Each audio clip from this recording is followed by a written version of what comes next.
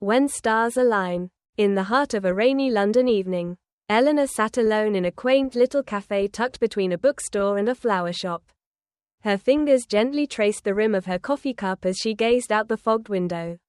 Lost in thought, she was an artist, quiet, observant, and a little guarded. Love, to her, had always been a distant idea, something she painted on canvas but never truly held in her hands. That was until he walked in. Liam was not the kind of man you'd notice right away. He was subtle, tall, with slightly tousled dark hair and eyes that carried entire oceans in the depths. He looked around, slightly disoriented by the rain, and took the seat opposite Eleanor without realizing it was already occupied. "Oh, I'm sorry," he said quickly, starting to rise. She smiled faintly. "It's all right. You look like you needed a place to hide from the storm." He chuckled, the sound low and sincere. That obvious? That night, what started as a coincidence turned into a 2-hour conversation about art, literature, favorite childhood memories, and the music that made their hearts ache.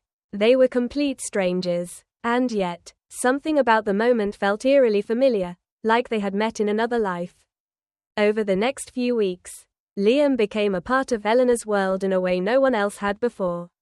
He came to her art shows, brought her coffee on busy mornings, and left her tiny notes written on napkins with words like, "Your smile is the kind of masterpiece I'll never stop admiring." But love, as it often does, wasn't simple. Liam had a secret, a decision that loomed over him like a shadow, a job offer in New York that would take him away from everything, including Eleanor. He didn't tell her right away. He was falling for her too fast, too deep, and the thought of breaking her heart terrified him. And Eleanor, she could feel it, the hesitation, the way his hands lingered just a second longer when he touched hers. The words he didn't say.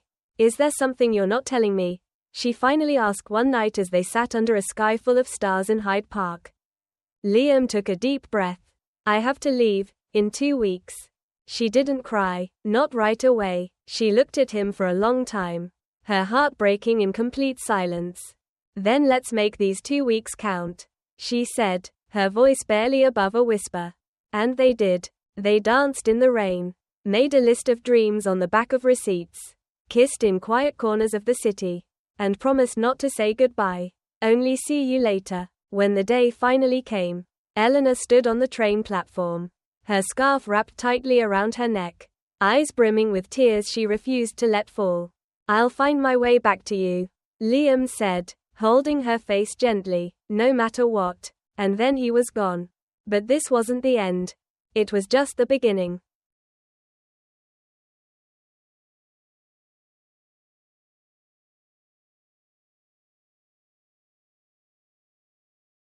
A Love in Autumn. On a crisp autumn morning in New York, Emma dropped her favorite book while rushing through Central Park. As the pages fluttered in the breeze, a stranger caught it midair. His name was Daniel, a writer who often sat on that same bench, searching for inspiration. They laughed over the coincidence and talked for hours, forgetting the time. Day by day, they kept meeting, sometimes by accident, sometimes on purpose. Their conversations turned into coffee dates, their silences into comfort. As the leaves turned gold and the air grew colder, their love only grew warmer. Emma found stories in Daniel's eyes, and Daniel found home in Emma's smile. By winter, he wrote his first novel. In the dedication, he wrote, "To the girl who dropped her book and picked up my heart instead."